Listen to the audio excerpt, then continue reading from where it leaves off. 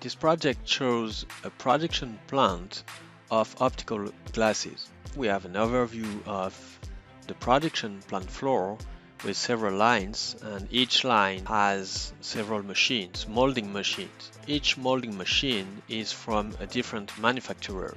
The system is able to connect several different manufacturers of molding machine, and that was the original request from customers, to be able to get the data, to gather all the data from the molding machine that were used not to be connected to any network.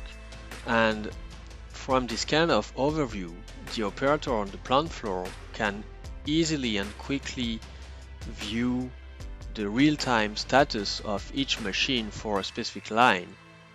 For each machine, we have some main information.